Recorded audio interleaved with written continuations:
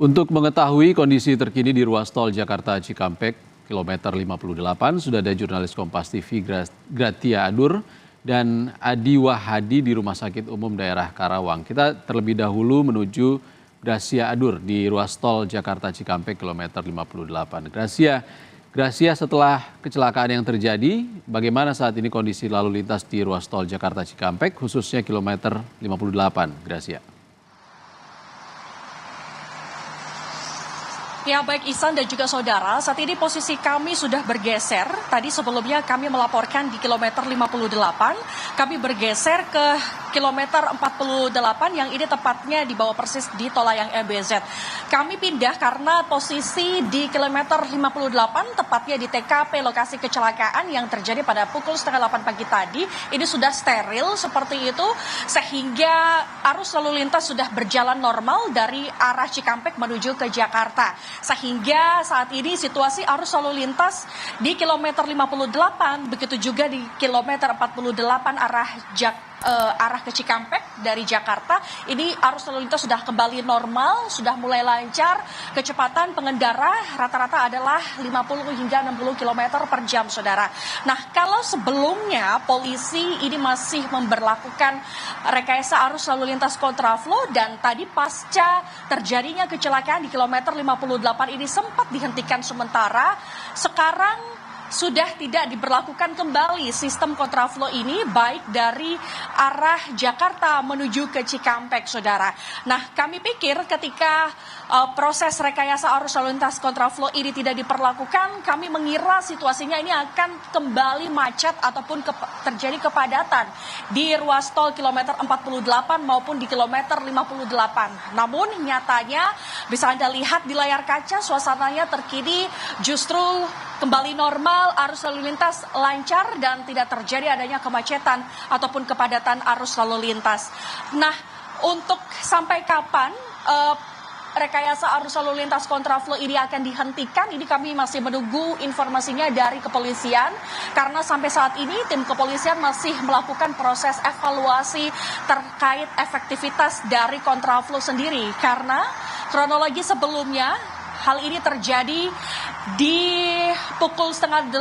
sekitar pukul 7 pagi seperti itu, dan itu terjadi di jalur kontraflow dari arah Jakarta menuju ke Cikampek, di mana kendaraan ini tiba-tiba oleng kemudian menabrak bus dari lawan arah seperti itu, sehingga tadi total kendaraan yang sudah dievakuasi oleh tim petugas jasa marga, kemudian dari kepolisian, itu ada 3 kendaraan. Yang pertama adalah Daihatsu Terios, kemudian Daihatsu Grand Max, dan juga dari bus sendiri.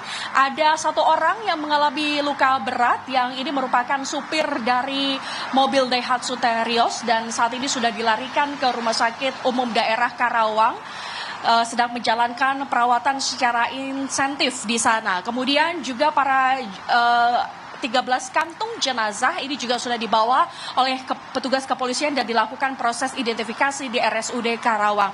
Nah, sampai saat ini Ihsan dan juga saudara, kami masih menunggu ada berapa jumlah korban akibat kecelakaan ini, karena polisi masih mengkonfirmasi membawa 13 kantung jenazah, karena 13 kantung mayat ini posisinya sudah tidak kembali utuh seperti itu, sehingga kami masih menunggu proses identifikasinya seperti apa. Nah, sementara ditegaskan kembali bahwa situasi arus lalin setelah terjadinya kecelakaan di kilometer 58 saat ini kembali normal dan lancar. Ihsan. Masih ada 1 korban luka berat yang saat ini dirawat intensif di RSUD Karawang. Kita langsung menuju RSUD Karawang, sudah ada jurnalis Kompas TV Adi Wahadi di sana. Adi, dari 12 korban yang meninggal dunia, apakah sudah diketahui identitasnya?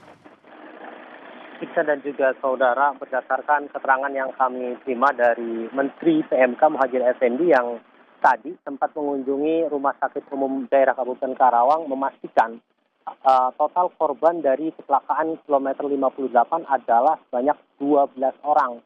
7 diantaranya laki-laki dan 5 diantaranya adalah penumpang berjenis kelamin perempuan. Dari hasil identifikasi yang dilakukan oleh tim forensik RSUD Karawang, kemudian tim Inafis Polda Jawa Barat dan DVI Polri, baru 1 orang yang berhasil diidentifikasi. Ini bernama Rizky, berasal dari Ciamis, berusia 22 tahun. Sementara 11 korban lainnya masih dalam identifikasi korban. Ada satu lagi yang teridentifikasi namun masih dalam pendalaman, yakni warga asal Kudus. Dan itu masih didalami oleh pihak atau petugas forensik rumah sakit, polisi, dan petugas lainnya di dalam untuk kemudian mengungkap sejumlah korban atau identitas korban lainnya. Ihsan dan juga saudara, saat ini upaya-upaya untuk bisa mengungkap data ke-12 korban masih terus dilakukan. Salah satunya dengan mengundang bagi keluarga siapa saja yang merasa kehilangan keluarganya dalam perjalanan mudik menggunakan kendaraan Grand Max agar bisa segera menghubungi posko mudik terdekat, kemudian akan dibantu oleh pihak kepolisian atau datang langsung ke RSUD Karawang dengan memberikan ciri-ciri langsung atau seperti apa. Dan selain itu, polisi juga membuka post mortem dan antemortem untuk bisa membantu proses identifikasi para korban. Dan berdasarkan kunjungan dan wawancara kami dengan Menteri PMK, berikut kronologi kejadian dan jumlah korban yang terlibat pada kecelakaan kilometer 58 tol Jakarta Cikampek.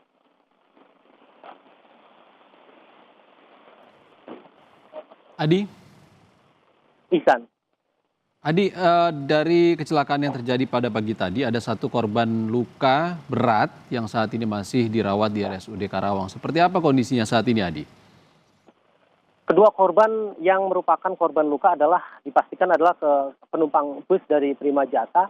Saat ini keduanya dibawa ke Rumah Sakit Rosela wilayah Karawang Barat. Dan saat ini korban kecelakaan, satu orang sudah mulai sadar, namun satu orang lagi masih dalam kondisi berat dan harus dalam penanganan intensif tim Rumah Sakit Rosela Kabupaten Karawang.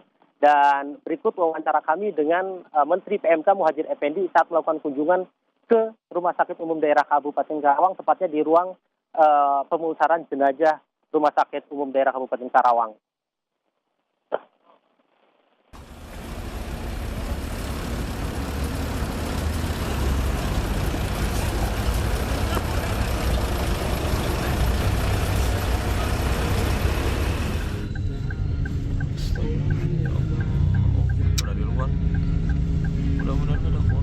Oh, sini aja panas, Pak Jun.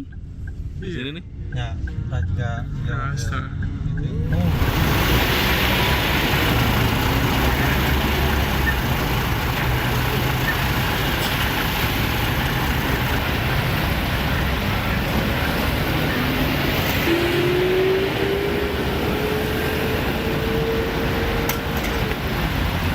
Sok, maju kalian ribut, saya yang videoin.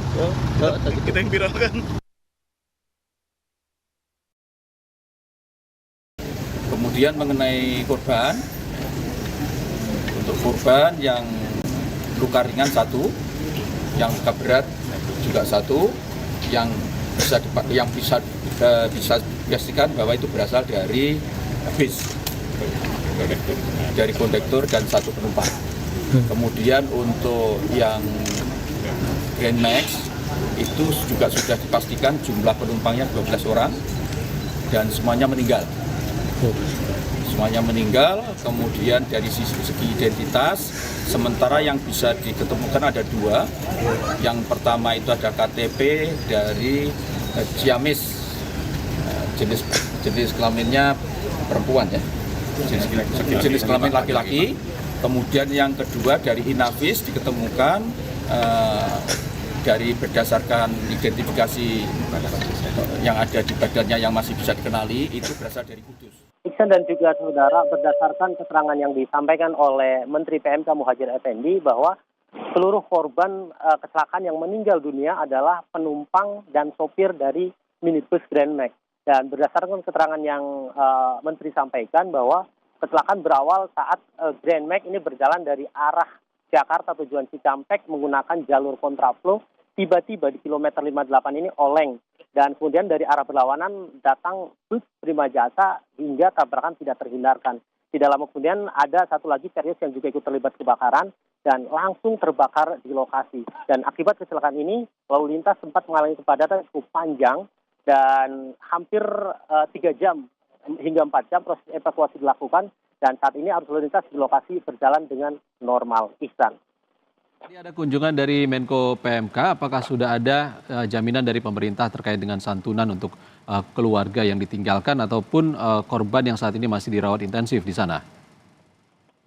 Ya, berdasarkan wawancara kami dengan Direktur Utama PT Jasara Harja, Rifan, bahwa pihaknya akan melakukan santunan kepada para korban, baik korban meninggal maupun korban yang saat ini masih luka sekitar 50 juta, dan pihak Jasara Harja pun masih menunggu data atau data identifikasi dari korban atau dari kepolisian yang saat ini tengah berupaya melakukan identifikasi di ruang jenazah RSUD Karawang dibantu oleh tim DVI serta Inavis, dan baru hanya 2 orang yang teridentifikasi. Satu teridentifikasi alamatnya yakni berasal dari wilayah Kudus dan satu lagi berasal dari wilayah Ciamis, Jawa Barat. Dan semua itu kami semua di sini masih menunggu data pasti terkait nama-nama korban untuk kemudian kami sampaikan kembali update-nya untuk Anda, pemirsa saudara.